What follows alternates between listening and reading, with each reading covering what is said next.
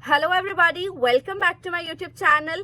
This video is exclusively in the context of UPPSC GDC mains examination. See, first of all, upon on the request and the queries you people are constantly sending me on my WhatsApp number, this video is just an answer to that questions you are raising, and thank you for the overwhelming response you are giving to our notes, especially ordering samples, showing your interest in that, and finally getting them. See, my dear students, this video is exclusively for subjective type of examination. First thing first, you need to understand that subjective examination is entirely different from objective preparation that we generally do for NTA, UGC, NET, and also for others, our prelims examination. So subjective strategy has to be different. Answer structure has to be different. In this context of subjective test, we have already on our YouTube channel so many videos in regard to the Haryana Public Service Commission's Assistant Professor examination for the subject English. Though the exam got cancelled, but on our YouTube channel, ample videos are available that talk about answer structure, that talk about answer writing tips, and also that talk about subjective preparation for the mains examination. See, taking cue from those videos, you can definitely know how to structure your answer, in such a way that you have a perfect introduction, body, and conclusion. But in case of UPPSC GDC, I would like to mention here that syllabus is already vast, and for the students who have qualified the pre-exam of this post, they are already very much aware of the length of the syllabi, of the length and depth of the syllabi. So in order, we have been provided with the text, but there are few things that we really need to take care of as we prepare our subjective, as we start our subjective journey for this examination. First thing first, as you prepare for subjective type of examination, you need to get hold of perfect English. If not perfect English, your basic English should be correct. Your basic sentence English structure should be correct. This is the very first tip and the very first level you should start with. So make your notes in such a way that you are able to convey your thing, your answer, and your sentence in a correct sentence structure, grammatical pattern.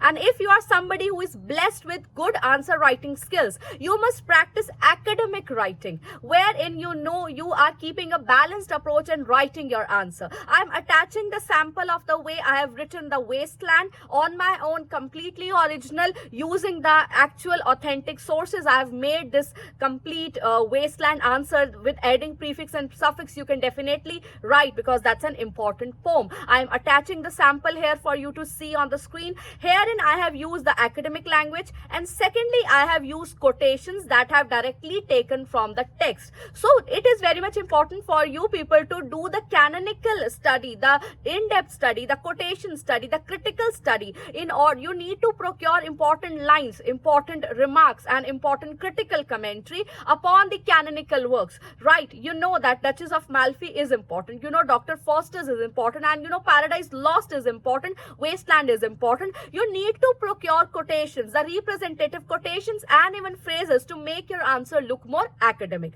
That's my second opinion. First opinion is you need to have good command and hold over your basic grammar pattern, basic English writing, and you should write in an academic way. You cannot use I, we, you, some pronouns like that. And second thing, you must use quotations, supporting remarks, some more supporting phrases that will make your answer look more critical. You are analyzing something. See, on our YouTube channel, a video is available named The Wasteland Vocabulary, that and Tradition and Individual Talent. These are two texts जिनका हमने complete analysis कर रखा है अपने YouTube channel पर from the perspective of subject knowledge test, subjective paper के लिए. तो आपको quotes कैसे use करनी है, phrases कैसे use करना है, तो हमारी उन videos को जाकर के view कीजिएगा. The Wasteland Vocabulary and Tradition and Individual Talents, that's also available in the popular section of the video. So third thing, as you start preparing for your notes,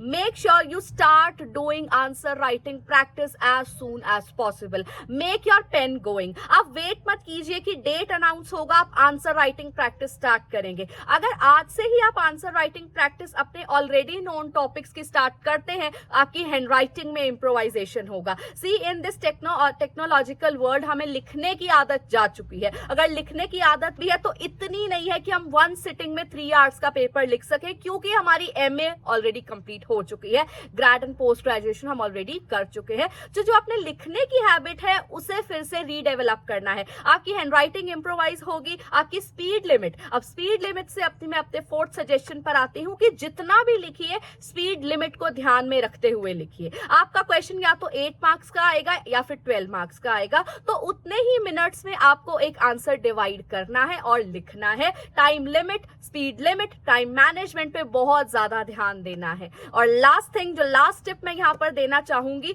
वो क्या होगी कि जैसे ही आप अपनी एग्जामिनेशन के लिए subjective preparation is entirely different from objective preparation. इस तरीके की वीडियोस मैं निरंतर अपलोड करती रहूंगी आप लोगों की हेल्प करने के लिए. तो यहाँ पर अपनी वीडियो को मैं कंक्लूड करना चाहूंगी, अपनी बात को मैं कंक्लूड करना चाहूंगी ये कहकर कि सब्जेक्टिव एंड ऑब्जेक्टिव दो अलग तरीके की प्रिपरेशन है.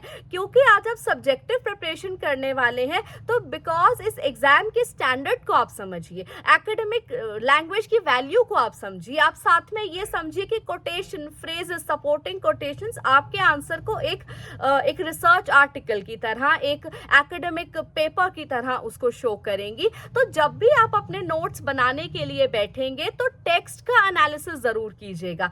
इतना प्रोफाउंड हमारा सिलेबस है तो कंप्लीट टेक्सुअल स्टडी करना पॉसिबल नहीं है, लेकिन समरी भी अगर आप लिखें तो वो एनालिटिकल होनी चाहिए, उसमें इवैल्यूएटिव टोन होनी चाहिए. अब हाल फिलहाल में जो एनटीए नेट एग्जामिनेशन के साथ हुआ है, हम सबको गियर अप करना पड़ रहा है, री एग्जाम की तैयारी करानी पड़ रही है. तो साथ साथ I will try my best कि यूपीपीएससी जीडीसी के लिए जो कॉन्ट्रीब्यूशन होगा, री नेट के लिए जो कंट्रीब्यूशन होगा, या आने वाले दिसंबर नेट के लिए जो कंट्रीब्यूशन होगा, तो वीडियो कलेक्टिव एंड कोलैबोरेटिव बनाई जाएंगी कि एक तीर से कई निशाने हम लगा सके. तो मैं आज ही बता देती हूं, जो आगे आने वाला हमारा वीडियो होगा वो 2 पार्ट में होगा और एंटायरली लिटरेरी क्रिटिसिज्म को शूट करेगा. अब आपका उस वीडियो से क्या बेनिफिट होगा, उस वीडियो को जरूर व्यू कीजिएगा, क्योंकि उसी वीडियो में मैं आपको एक्सपेक्टेड क्वेश्चंस भी बताऊंगी. अब हम क्या प्रोवाइड कर रहे हैं यूपीपीएससी जीडीसी एग्जामिनेशन के लिए, मेंस के लिए? हम first thing first choice based notes provide कर रहे हैं. आप दिए गए नंबर पर हमें कांटेक्ट कर सकते हैं. आप लिंग्विस्टिक्स के नोट्स चाहते हैं, लिंग्विस्टिक्स के मिलेंगे. लिटरेरी क्रिटिसिज्म के चाहते हैं, क्रिटिसिज्म के मिलेंगे.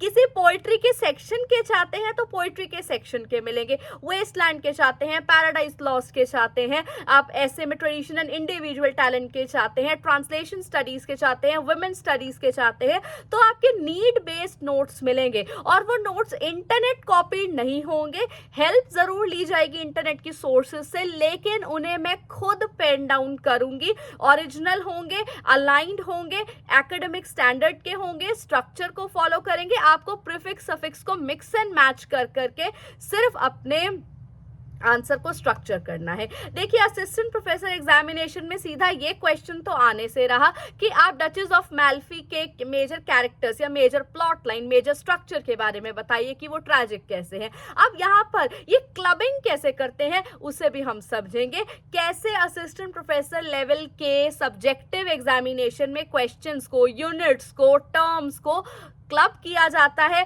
हम आने वाली वीडियोस में समझेंगे. अगर आप चाहते हैं मैं इस सीरीज को, सब्जेक्टिव सीरीज को कंटिन्यू करूं, तो what all I am asking for, I am asking for a like and a comment. आप कमेंट कीजिएगा, मुझे पता चलेगा कि हाँ जी मेरे व्यूअर्स, मेरे स्टूडेंट्स मुझे रिगार्ड कर रहे हैं. तो यूपीपीएससी जीडीसी के लिए हम नोट्स प्रोवाइड कर रहे हैं, कंप्लीट नोट्स भी आप ले सकते हैं यूपीपीएससी जीडीसी की एग्जामिनेशन के लिए. और आप साथ साथ हमसे choice based, need based notes भी ले सकते हैं. सिर्फ वेस्ट एंड ले लीजिए, ट्रेडिशन एंड इंडिविजुअल टैलेंट ले लीजिए. एचपीएससी एग्जामिनेशन में और अदर सब्जेक्टिव एग्जामिनेशन में हमारे नोट्स हमेशा से ही पॉपुलर रहे हैं, और वो पॉपुलर इसलिए रहे हैं क्योंकि वो ओरिजिनल आपको प्रोवाइड किए जाते हैं. आपको एक अच्छा रिलायबल मटेरियल मिल जाएगा जिसको आप गो थ्रू कर सब कुछ समझ जाएंगे, क्योंकि प्री आप ऑलरेडी क्वालिफाई कर चुके हैं। सेकेंडली हम प्रोवाइड कर रहे हैं यूपीपीएससी जीडीसी के लिए मॉक क्वेश्चन पेपर्स। इसमें 100 क्वेश्चंस होंगे। HPSC, UPSC, UPPSC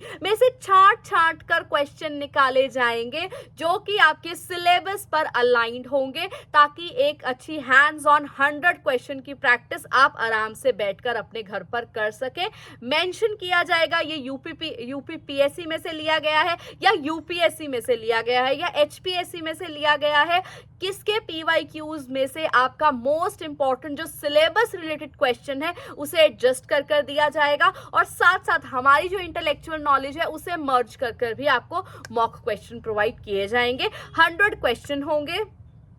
third service जो हम जीडीसी के लिए प्रोवाइड कर रहे हैं वो ये है कि आप आंसर लिखिए, आप नोट्स बनाइए, आप हमसे चेक करा सकते हैं। एक वैल्यूएबल फीडबैक आपको मिलेगा, उस फीडबैक के साथ आपको मार्क्स मिलेंगे। तो आंसर राइटिंग प्रैक्टिस ऑनेस्टी के साथ आप करेंगे, फीडबैक आपको 1-on-1 विदिन 24 आवर्स आपके आंसर का मिल जाएगा। पर आंसर इसका चार्ज होगा। आप हमें आंसर पीडीएफ सेंड कीजिए, हम उसे इवैल्यूएट करेंगे, एनालाइज करेंगे, फीडबैक देंगे, और आपके मेरिट्स एंड डीमेरिट्स, आप कहाँ लैक कर रहे हैं, कहाँ अच्छा चल रहे हैं, कहाँ स्कोप है इंप्रूवमेंट का। लेकिन एक शर्त होगी इस चीज़ की, क्या कंडीशन है कि आपको जो आंसर भेजना है वो अपनी हैंडराइटिंग में भेजना है, टाइप किया हुआ नहीं भेजना है। आप अपनी हैंडराइटिंग में भेजेंगे तो हैंडराइटिंग के मार्क्स होते हैं, हैंडराइटिंग भी बहुत कुछ कहती है पर्सोना के बारे में। तो आप मेक श्योर कीजिए आप एक यूपीएससी स्टैंडर्ड की आंसर बुकलेट रखिए अपने पास और उसे आप अपने आंसर राइटिंग में यूज कीजिए। आई होप आज के इतना डोज काफी है, ये डोजेस मिलती रहेंगी, चाहते हो मिलती रहे तो कमेंट कीजिएगा, लाइक कीजिएगा, and do subscribe to our channel and share it with your friends. This is Dr. Neha, all set to start the series for UPPSC GDC. Stay tuned to our YouTube channel. Do like, share and subscribe. Thank you.